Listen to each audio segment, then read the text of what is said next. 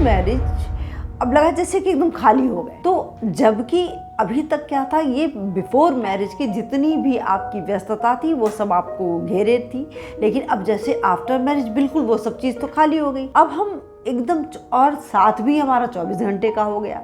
तो ऐसी स्थिति में सबसे बड़ी चीज़ होती है कि हम अपने रिलेशन को कैसे अच्छा रखे रहें। तो हमने आप ही लोगों के ज़रिए, बहुत से जो हमारे समाज में लोग आते रहते हैं, उन्हीं के थ्रू हमने कुछ चीज़ें निकाली है। जैसे जो मैंने महसूस किया कि ये चीज़ें होती तो ज़्यादा अच्छा हो। तो उसमें जो सबसे पहला है वो यही है,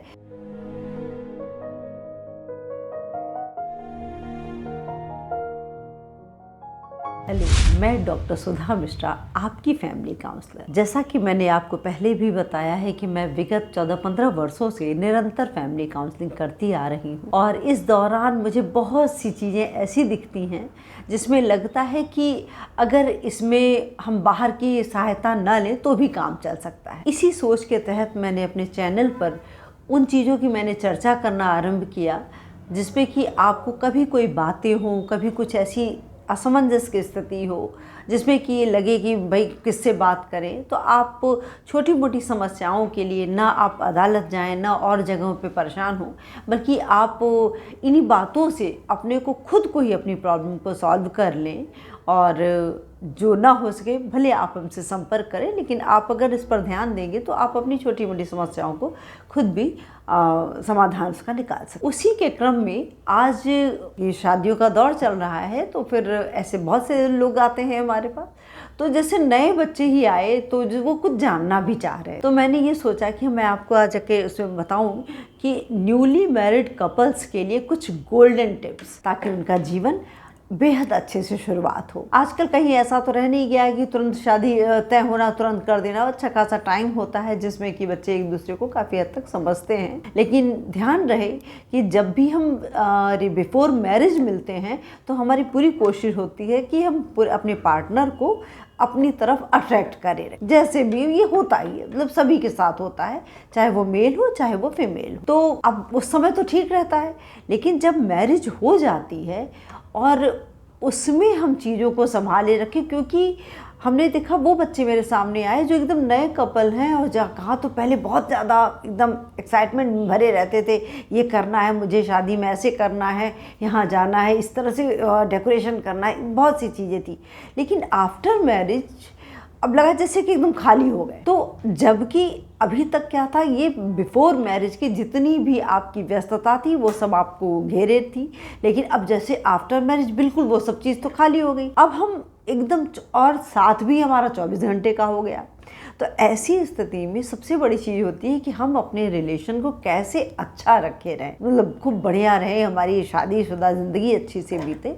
तो उसके लिए हमारे जो हमने आप ही लोगों के ज़रिए, बहुत से जो हमारे समाज में लोग आते रहते हैं, उन्हीं के थ्रू हमने कुछ चीज़ें निकाली है। जैसे जो मैंने महसूस किया कि ये चीज़ें होती तो ज़्यादा अच्छा होता। तो उसमें जो सबसे पहला है वो यही है कि आपस में बातचीत करें। प्रॉब्लम ये होती है अब आपस में बातचीत करने के पास टॉपिक्स क्या रहें, क्योंकि आपका ये वो समय है कि आप फैमिली मेंबर्स की बुराई ना करें, क्योंकि ना लड़के को अच्छा लगेगा उसके घर वालों की बुराई की जाए, ना लड़की को अच्छा लगेगा कि उसके घर वाले को बुराई की जाए।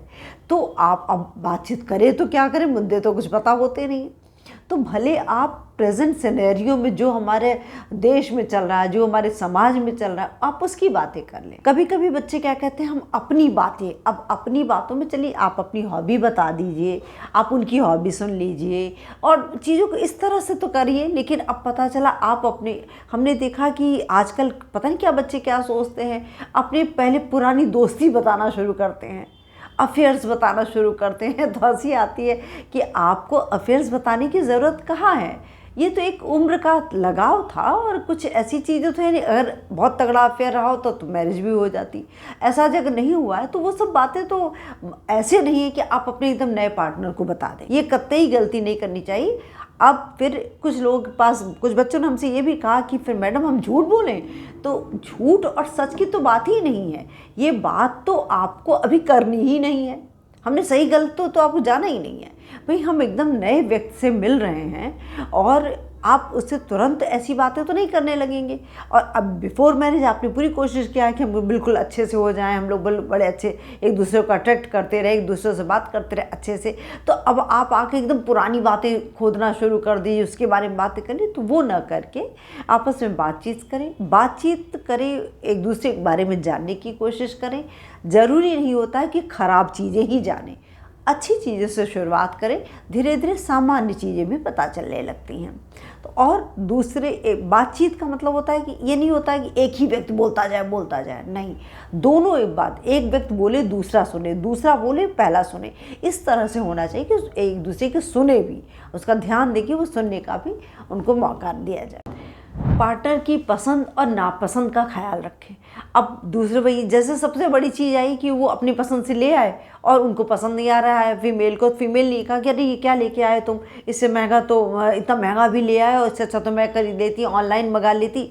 अब पसंद नापसंद तो ठीक है, अब थोड़ा सा भावनाओं की कदर करनी चाहिए थी, लेकिन अब नहीं हो पाया। तो ध्यान रखिए इस बात का कि बातचीत के दौरान एक दूसरे की पसंद का भी ख्याल रखें और नापसंद का भी ध्यान रखें।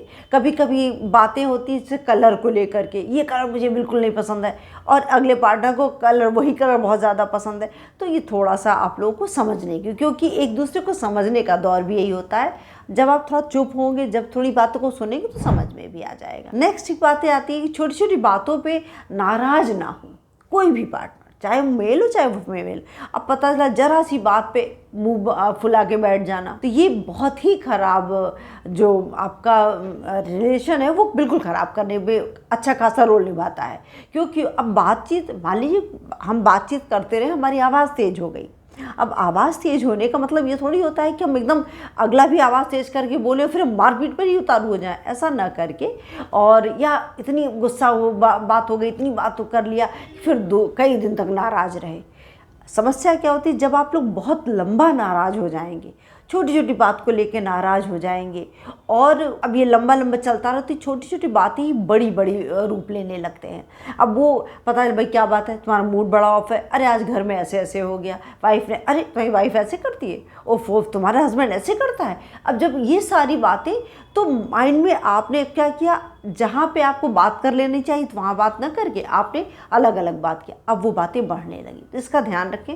नाराज़गी हो गई, बस वो हो गया, चलिए सुबह है तो शाम को उसको समझ लें, शाम हुई तो सुबह समझ लें, इसको बहुत ज़्यादा बढ़ाने की ज़रूरत नहीं होती है। अगर बढ़ाएंगे तो रिलेशन हमारा ख़राब होने लगता है, इसका हमको ध्यान रखना चाहिए। दूसरी बात और कही जाती है कि जैसे कोई भी बात करें तो उसमें एक तो पेशेंस रखें, बहुत ज़रूरी है कि आप पेशेंस रखें, अंडरस्टैंडिंग आपकी अच्छी होनी चाहिए। अब हम कोई बात बोल रहे हैं, मान लीजिए हम बहुत ज़्यादा खुश हैं, बहुत खुशी में भी होता नहीं कुछ ज़्यादा बोल जाते हैं, या बहुत नाराज़ है उसमें कुछ ज़्यादा बोल जाना। ऐसे में अगर किसी ने बोल भी दिया है तो उसको पकड़ करके नहीं बैठें और पेशेंटली उसकी बात सुन लें। हो सकता है कि 1 घंटे बाद बहुत कुछ चीज़ें चेंज हो जाएं, क्योंकि बातें जब नहीं सुनी जाती हैं तो उसी पे लगातार टिक टिक टिक टिक होता रहता है कि नहीं अब हमको यही बात बतानी है, अब हमें इसी चीज़ क्यों करना, बार बार उसी बात को लेकर के उठना, बार बार उसी बात को लेके चर्चा करना। तो ये ना हो करके एक धैर्यपूर्वक उस बात को सुन लें, और जब सुनेंगे तो आपको समझ में आएगा कि ये हमको इस तरह से कहना क्यों चाह रहा है या क्यों चाह रही है, आपको ये समझ में आने लगेगा। तो थोड़ा सा यहाँ पे अगले की बात सुने, धैर्यपूर्वक सुने और समझदारी से इसके बारे में सोचे, तब जाके किसी और के ऊपर पास ये बात जाएगी। नेक्स्ट आता है कि हमने देखा है बच्चों में, कहाँ तो बिफोर मैरिज तो इतना उनके पास प्यार करने के दायरा उनका बहुत बड़ा रहता है, चाहे तो वो बाहर घूम रहे हों तो उनकी मोहब्बत दिखाई देती है, चाहे वो घर में हो तो उनकी मोहब्बत दिखाई देती है, रात रात भर फ़ोन से बात करना, इतनी चीज़ें। और आफ्टर मैरिज जैसे सब खत्म हो जाता है। अब या ये वो समझते हैं कि बस ये तो चलना ही है, ये सोच लेते हैं, तो जैसे कि ना प्यार का इजहार कर पाते हैं, ना रोमांस भरी बातें कर पाते हैं। तो ऐसी चीज़ों में थोड़ा सा दूरी आने लगती है। एक को लगता है मेरी वाइफ तो ध्यान नहीं देती है, एक को लगता है कि अब मेरा हस्बैंड बदल गया है। तो ये चीज़ें आपको ध्यान देना होगा कि आपको थोड़ी बहुत सी चीज़ें, जैसे आप बिफोर मैरिज करते थे, आप कभी लागे फूल पकड़ाया होगा, कभी आप डेट पर गए होंगे, कभी मूवी देख रहे होंगे, कुछ जो आप जैसे करना चाहें आप वो चीज़ करें। आप जब इस तरह से करेंगे तो आपको बहुत अच्छा लगेगा, और एक होता है ना कि तरोताज़ा हो जाता है कि हाँ चलो ठीक है, हम लोग अभी उसी तरह से हैं जैसे कि पहले थे, ये बनाए रखना बहुत ज़रूरी है। क्योंकि आज रील्स का ज़माना है, लोग 2 मिनट से ज़्यादा, हमको तो रील तो शायद 60-60 सेकंड की ही होती है, बस खटाखट खटाखट करने की आदत पड़ गई कि बस हमको इतनी ही देर में सारी चीज़ समझ में आए। ऐसा नहीं होता है। रिलेशन है, धीरे धीरे परिपक्व होता है, धीरे धीरे चीज़ें हमें समझ में आती हैं और धीरे धीरे ही चीज़ें बढ़ते बढ़ते एक अच्छा चीज़ समझ निकल कर के सामने आता है। तो एक रिश्ते को अच्छा रखने के लिए जब आप इसमें इतनी बातों का ध्यान रखेंगे तो आपको खुद बहुत अच्छा लगेगा कि हाँ, हमारा रिलेशन बहुत बढ़िया है। तो ये बहुत ही अच्छी चीज़ है। तो आज के लिए इतना ही।